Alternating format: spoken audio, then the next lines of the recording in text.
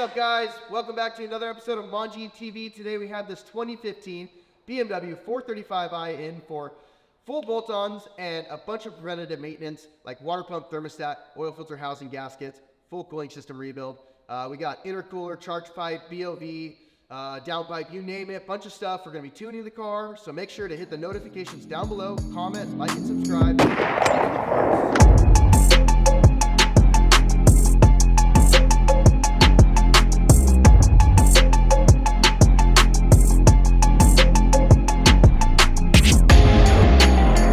Alright guys, to my left, I have the meat and potatoes of this video. We got a CTS race pipe we're going to be installing. It's going to make the thing sound beautiful as well as allow us to get that full potential out of the engine. Very common issue with the N55. We got a VRSF charge pipe here we're going to be installing. Really cool part, which makes this thing sound really good, is this Turbosmart dual port BOV and recirculation valve, which is going to replace our factory recirculation valve. The next part is our CTS intercooler. So this is going to make sure our intake air temps don't get too hot, and also make sure that we can handle the extra boost we're going to be throwing at it and don't blow up our charge pipe or our intercooler, which is also a common problem when you up the boost on this car. To my right, we have a bunch of cooling mods, or I should say preventive maintenance.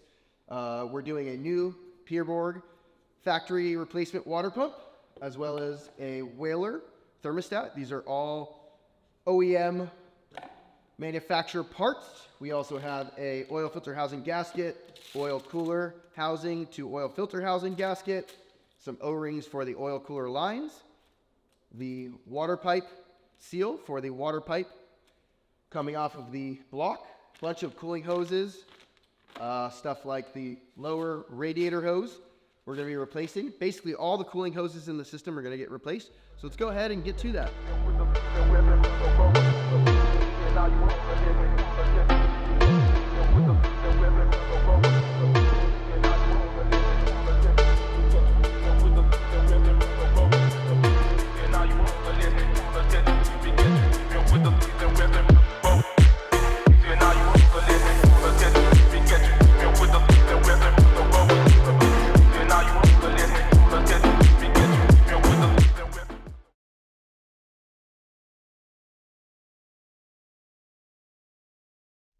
Look at that.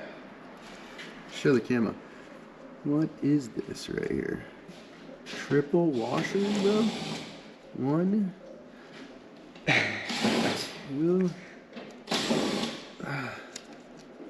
It's literally 3 washers.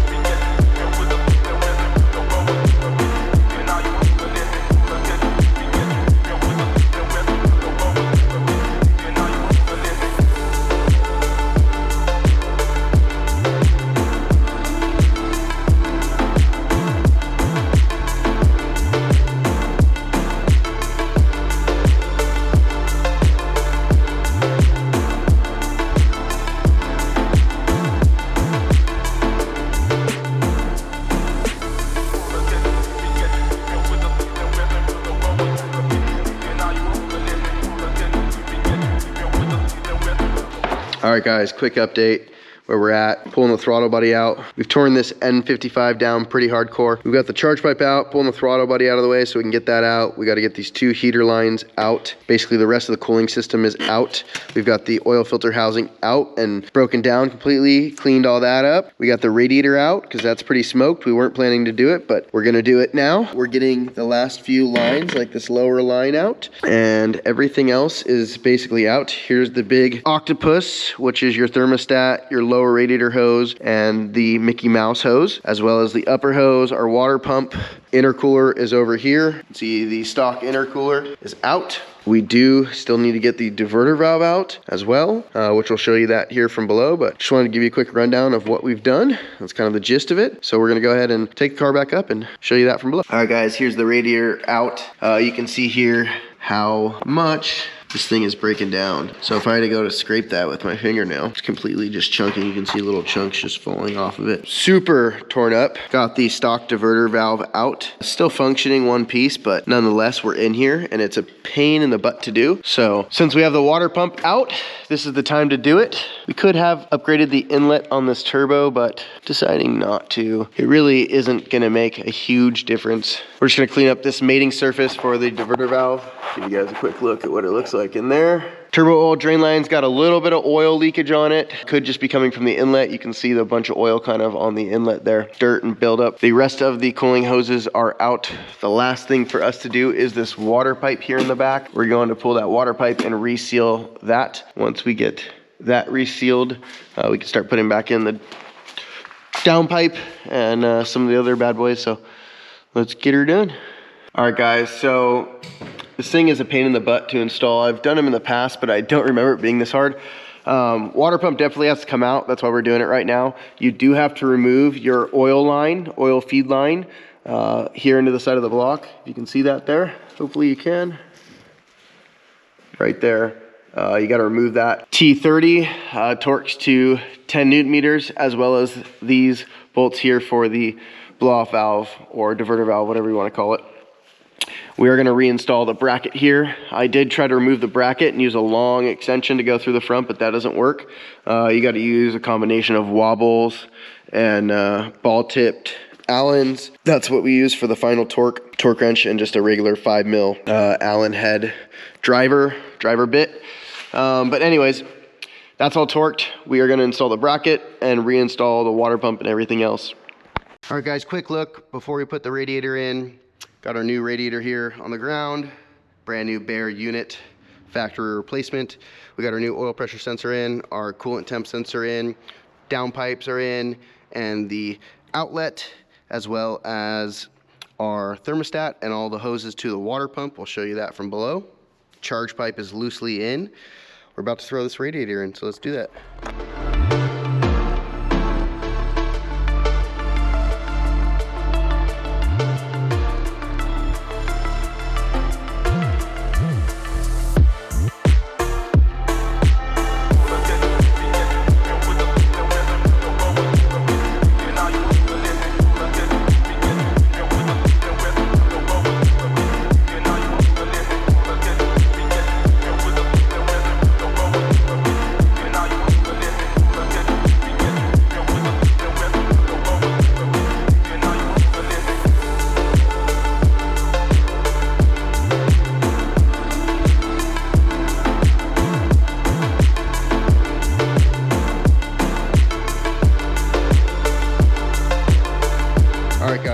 We've officially completed the cooling system. So the fan is in, all these hoses here on the top side are clipped in.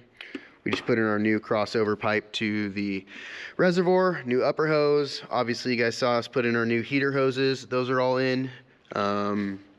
Everything, the pump back there is plugged in and tightened. All right guys, so we got the coil packs out. We're installing the new spark plugs. A few of them are already in. We're torquing them to 17 foot-pounds, and we're also gapping them to 22 thousandths. So put it actually all the way here, but I have a nice little gapping tool I use and some feeler gauges. 22 thousandths is the spec I use for cars that are not big turbo, but full bolt-on. Big turbo stuff, we do something more like a 18 thousandths. But nonetheless, everything is in. Intake is in. everything's tight, plugged in, vacuum lines and whatnot. The last step is to finish torquing these plugs, put the coil packs in. All right guys, everything is done and in, looking good. Downpipes all tight, exhaust is on and completely tight, underbelly pans all good. We're gonna throw the big underbelly pan on. We already have the small one here put on, all the hoses, everything's clipped where they should be. And everything's looking good. No rubbing, no leaking. A little bit of stuff to wipe up. We'll wipe that up real quick, but yeah, so far so good. So we'll go ahead and put this underbelly pan on and take the car for a test drive.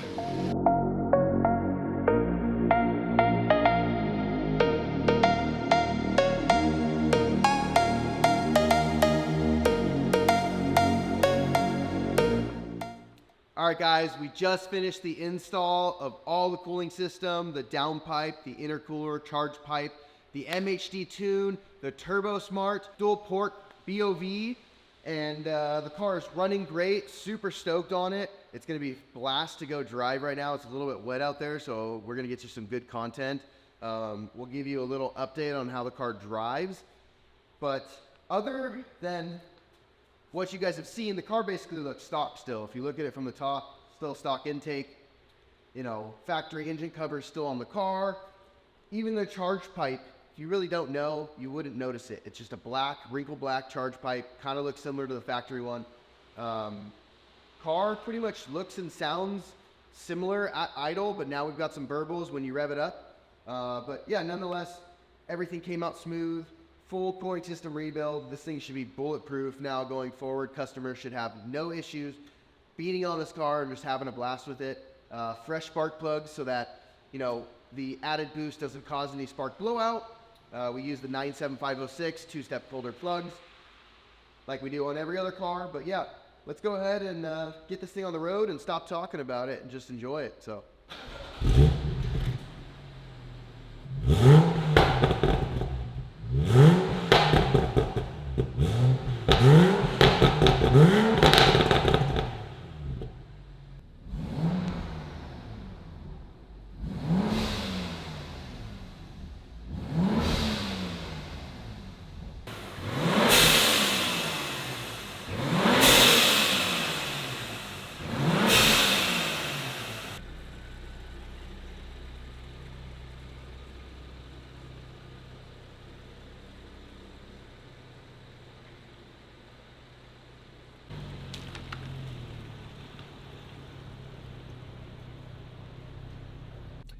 All right, guys, we're in the 435i, about to take it for its maiden voyage. Everything is working flawlessly and as it should. We heat cycled the car last night so that we could just double check everything this morning and make sure everything was a-okay, which it is. Probably the coolest thing about the parts that we installed is honestly the Turbosmart dual port. Here in eco mode, I have it. I don't know if we'll be able to pick it up inside the car, but we'll shoot some outside clips and clip them in if not. But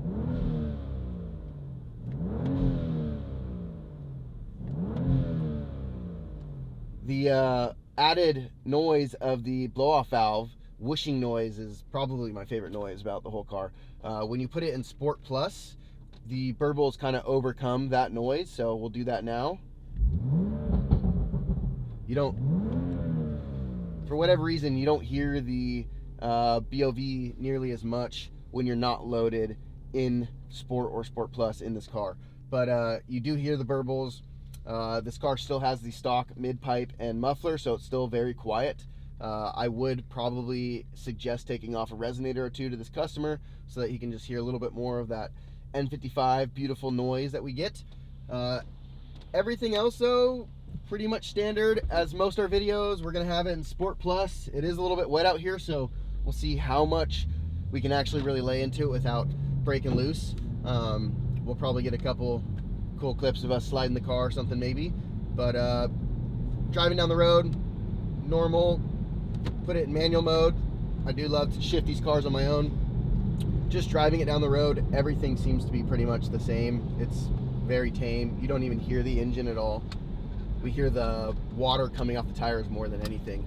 All right, guys, so some of the settings, obviously we have the aftermarket downpipe setting turned on. We do have custom burbles. I didn't turn on the anti-lag. We'll ask the customer if he wants that. I did disable the MSA start-stop. You know, we don't have an upgraded high pressure pump, but we are on Stage 2 Plus map, which is recommended for the front mount intercooler upgrade and the downpipe. The car is basically stock other than that. We did put on startup roar, took off the cold start heating, cold start noise reduction, top speed limiter removed, all the good stuff you want to do when you tune your car. But really, driving the car like this, or if you put in eco mode, I mean, cop would never know this car was modified. Very tame. We'll get a little pull here in second gear from about 20 miles an hour, just mat it. Got a little wheel spin because we had it in drive. It ended up downshifting to first on us. Let's see. Thank God we're tuned and pick up enough speed. All that BOV sounds great when you're under load and then you don't fully release, but you just kind of like go to from full throttle to about, say, quarter throttle. The BOV lets out a super long shh, which is just like pure bliss.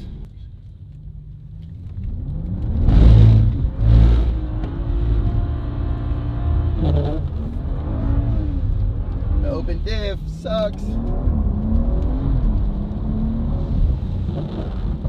Probably my least favorite thing about, you know, a base model BMW, especially if you don't option the M performance diff, it's just the fact that you get an open diff. We had it for a little bit there, and then like the car kind of weight transferred a little bit and ended up hooking up on the outside tire. But it'll do it. Just gotta sling it a little bit harder, stand on the pedal a little bit longer, a little bit harder.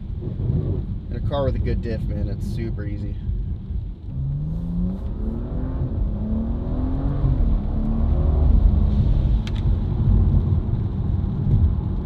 All right, guys, we're gonna do a quick launch. I'm gonna brake boost it just a little bit. We're probably gonna spin a bunch. Hopefully not too bad. Get a decent 0 to 60 time. Oh yeah, bad wheel spin. Early shift to second. 60. 80. Not bad. It's fun. You know, if you guys don't have these mods for your N55, you need to get them. You can reach out to us. Follow links down low.